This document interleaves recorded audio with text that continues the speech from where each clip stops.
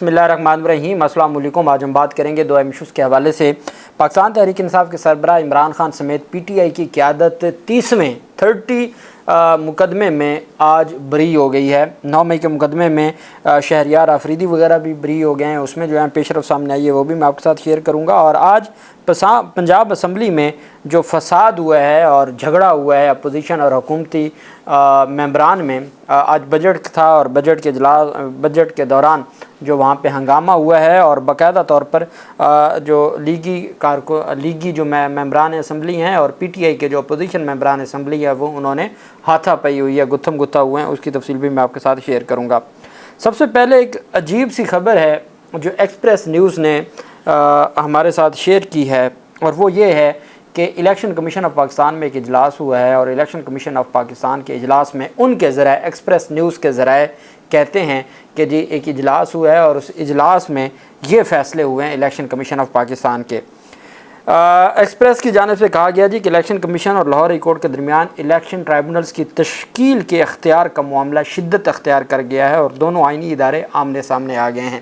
اب election commission کو یہ بات نظر آ گئی ہے کہ فی الحال اور فی الفور ہماری جو اپیل ہے سپریم کورٹ آف پاکستان میں وہ سماعت کے لیے مقرر نہیں ہو رہی۔ اس وجہ سے انہوں نے اپنا جو پلان بی ہے وہ سامنے رکھا ہے۔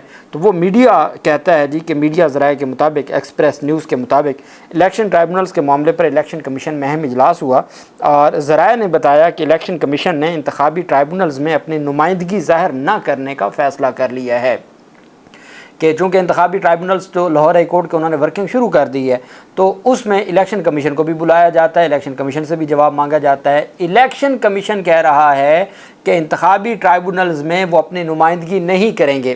اب اصل میں تو وہاں پہ نمائندگی ہوتی ہے مخالف امیدوار کی اور ریٹرننگ افسران کی۔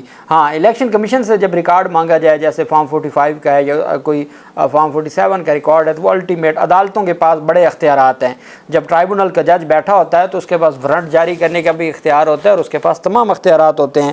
بہرحال ایکسپریس نیوز کہہ رہی ہے کہ الیکشن کمیشن نے اپنے اجلاس میں ان کے ذرائع کے مطابق یہ فیصلہ کیا ہے کہ وہ ٹرائبونلز میں اپنی نمائندگی ظاہر نہیں کریں گے۔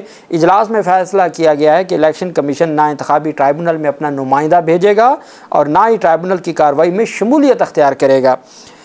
ذرائع کے مطابق الیکشن کمیشن اجلاس میں اب یہ ایک چونکا دینے والی اور الارمنگ بات جو ایکسپریس نیوز کہہ رہا ہے اپنے ذرائع کے مطابق الیکشن کمیشن کے اجلاس سے متعلق، کہتے ہیں جی کہ الیکشن کمیشن کے اجلاس میں chief justice Lahore high court اور جسٹس شاہد کریم کے خلاف جوڈیشل کونسل میں، سپریم جوڈیشل کونسل میں صدارتی ریفرنس بھجوانے پر بھی مشاورت ہوئی ہے۔ صدارتی ریفرنس کون بھجوا سکتا ہے؟ صدر پاکستان۔ کس کی ایڈوائس پہ؟ وزیر اعظم کی ایڈوائس پہ۔ الیکشن کمیشن کہہ رہا ہے کہ جو اجلاس تھا اس اجلاس میں یہ فیصلہ کیا گیا ہے کہ chief justice Lahore high court اور جسٹس شاہد کریم صاحب کے خلاف سپریم جوڈیشل کونسل میں صدارتی ریفرنس بھجوانے کا معاملہ بھی زیر غور آیا اور مشاورت ہوئی۔ ایکسپریس نیوز کے ذرائع کے مطابق الیکشن کمیشن کے اجلاس میں بتایا گیا کہ انتخابی تنازعات کے حوالے سے انتخابی درخواستوں پر سماعت کے لیے 3 طرح کے الیکشن ٹرائبونلز قائم کیے گئے۔ پہلی قسم لاہور ہائی کورٹ اور الیکشن کمیشن سے مشاورت سے الیکشن ٹرائبونلز قائم کیے گئے، وہ 2، سلطان تنویر صاحب اور سرفراز ڈوگر صاحب۔ اس کے بعد دوسری قسم لاہور ہائی کورٹ نے الیکشن کمیشن کی مشاورت کے بغیر ٹرائبونلز قائم کیے۔ یہ جو 6 ججز کو اپوائنٹ کیا ہے یہ الیکشن کمیشن کہتا ہے ہماری مشاورت کے بغیر ہے، تو یہ دوسری طرح کا ٹرائبونل ہے۔ اور تیسری طرح کا وہ ٹرائبونل ہے جو الیکشن کمیشن نے لاہور ہائی کورٹ کی مشاورت کے بغیر 2 ججز کو، جسٹس چودھری محمد اقبال صاحب اور انوار حسین صاحب، ان 2 کو مقرر کیا تھا۔ تو یہ 3 طرح کے ٹرائبونلز وہ کہتے ہیں کہ اس وقت بن چکے ہیں اور لاہور ہائی کورٹ کی مشاورت کے بغیر خود قائم کیے تھے۔ مزید بتایا گیا کہ الیکشن ایکٹ 2017 کی ذیلی شق 3 کے تحت الیکشن کمیشن کو متعلقہ ہائی کورٹ کے چیف جسٹس کی مشاورت کے بعد ٹرائبونلز قائم کرنے کا اختیار حاصل ہے، جبکہ الیکشن کمیشن نے لاہور ہائی کورٹ کے تشکیل کردہ 8 الیکشن ٹرائبونلز کے خلاف سپریم کورٹ سے رجوع کر رکھا ہے۔ الیکشن کمیشن نے 8 الیکشن ٹرائبونلز کے خلاف اپیل پر کل ہی سماعت کرنے کی استدعا بھی کر رکھی ہے۔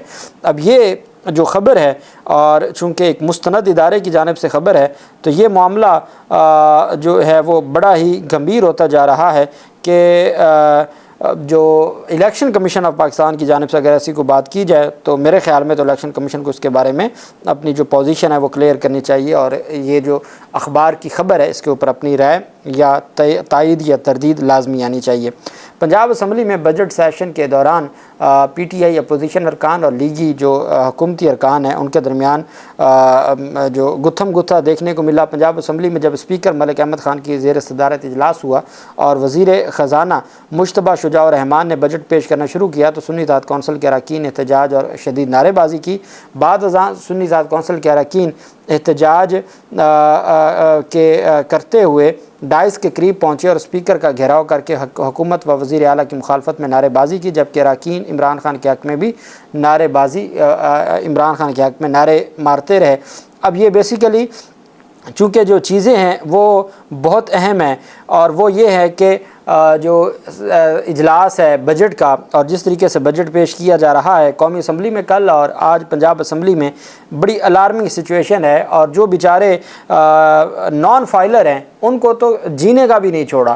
اور نان فائلر کون ہے؟ وہ غریب طبقہ ہے۔ آج ایک صحافی نے سوال پوچھا نا وزیر خزانہ سے کہ آپ نے سارے جو اپنے وزیر اعظم ہاؤس کے خرچے بھی بڑھا دیے ہیں، پارلیمنٹ ہاؤس کے بھی خرچے بڑھا دیے ہیں، آپ نے باقی اداروں کے بجٹ میں بھی اضافہ کر دیا ہے، رگڑا تو صرف غریب کو ہی لگائی جا رہے ہیں نا، بار بار ٹیکس پر ٹیکس، ٹیکس پر ٹیکس۔ اپنے اخراجات کم نہیں کرنے، اپنے اخراجات کو 5,000 روپے آپ 5,000 یونٹ آپ بجلی فری دے رہے ہیں، 2,000 یونٹ آپ گیس فری دے رہے ہیں، ڈیزل پیٹرول آپ فری دے رہے ہیں، آپ اس کو آپ نے بڑھا دیا ہے، بجائے اس کے کہ آپ اس کو ہاف کرتے اور کچھ تو عوام کو ریلیف دیتے، آپ نے سارا ملبہ عوام پہ ڈال دیا ہے۔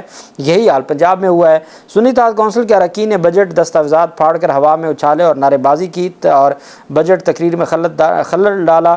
اس دوران نون لیگ کے اراکین بھی آگے بڑھے اور پھر دونوں جماعتوں کے اراکین میں جھگڑا ہوا۔ اسمبلی میں ہونے والے جھگڑے کو قابو کرنے کے لیے سارجنٹس کو طلب کیا گیا، جنہوں نے اپوزیشن اراکین کو پیچھے دھکیلا اور صورتحال کو بہتر کیا۔ یہ آج کا اجلاس تھا، اور اس اجلاس میں یہ ساری کی ساری جو پیش رفت ہے وہ سامنے آئی ہے، اور حقیقت یہ ہے کہ آئین اور قانون کے مطابق چیزوں کو دیکھا جانا چاہیے، لیکن ہمارے ہاں صرف جس کی لاٹھی اس کی بھینس، اور یہی نظام ہے جس کو چلایا جا رہا ہے۔ دوسری طرف اہم پیش رفت سامنے آئی ہے۔ 9 مئی کے مقدمے میں شہریار آفریدی سمیت پی ٹی آئی قیادت کو بری کر دیا ہے۔ عدالت نے شہریار خان آفریدی پر 9 مئی کے واقعات پر تھانہ I-9 میں درج مقدمے کا فیصلہ سنا دیا۔ جوڈیشل مجسٹریٹ ملک محمد عمران نے محفوظ فیصلہ سنایا۔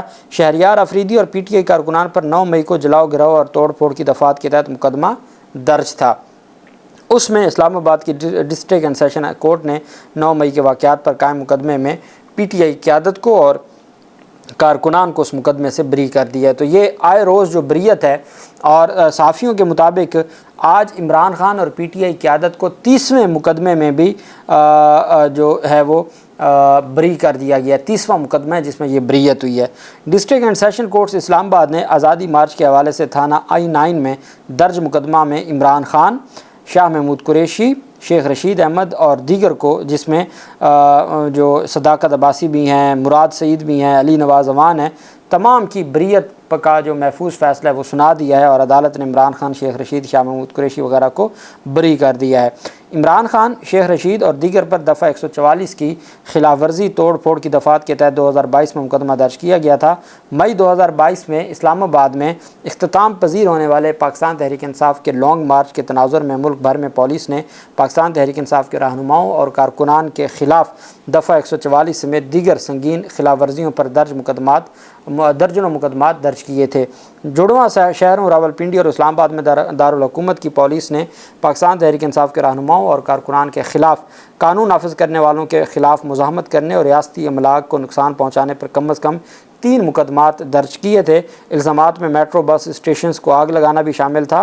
عمران خان کے خلاف تھانہ سہالہ، لوہی بھیر اور تھانہ بارہ کو میں مقدمات درج کیے گئے تھے۔ یہ تمام کے تمام مقدمات بھی ایما پر تھے۔ 109 کے تحت عمران خان کو اس میں 109 PPC کے تحت بطور ابیٹر اس میں شامل کیا گیا تھا۔ تمام مقدمات میں جو بریت ہے وہ سلسلہ جاری ہے۔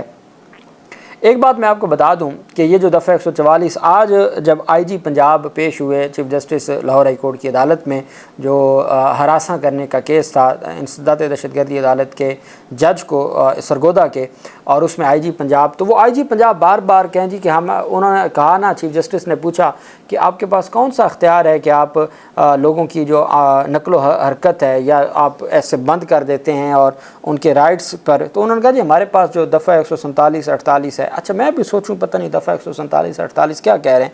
फिर जो RPO साथ खड़े थे या DPO थे, उन्होंने बताया कि दफ़ा 144, तो उन्होंने कहा जी हमारे पास दफ़ा 144 के तहत। तो फिर उस पर चीफ जस्टिस ने कहा भी आपको पता है दफ़ा 144 कब नाफिज होता है?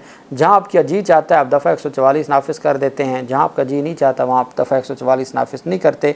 दफ़ा 144 क्या आइन में दिए गए जो बुनियादी हकूक़ हैं उनको सलब कर सकता है? कोई बताएं कि कोई एमरजेंसी हो चुकी है, आप फिर कर्फ्यू लगा दें, पूरे मुल्क में ही कर्फ्यू लगा दें, फिर थ्रेट तो पूरे मुल्क में है, फिर आप सारी अदालतें बंद कर दें, फिर सारे घर बैठ जाते हैं, फिर जाके आसमान के ऊपर बसेरा करें और आसमान पे जाके फिर हम अदालतें समाअत करें। अगर आपने इस बुनियाद पे अदालतों को बंद करना है और अदालतों की कार्रवाई को रोकना है या आपने नाकाबंदी करनी है और अदालतों को बंद करना है, तो चीफ जस्टिस मलिक शहजाद साहब ने कहा क्या सिर्फ एक बात का जवाब दे दें कि आपके पास कौन सा ऐसा कानूनी अख्तियार था कि आप पूरा जो प्रीमिसेस है आप उसको बंद कर दें और वकला को भी। और आज supreme court Pakistan bar council की जानिब से जो ये 10 जून को वाक़या हुआ, आज 13 जून था, 3 दिन पहले वाक़े की, आज पाकिस्तान बार कौंसिल ने मजम्मत की है कि बाबर अवान साहब senior advocate supreme court of Pakistan के, वो भी चूँकि पाकिस्तान तहरीक इंसाफ के उमर अयूब वगैरह के साथ पे गए थे उनके वकील के तौर पर दहशतगर्दी अदालत में अबूरी ज़मानतों में,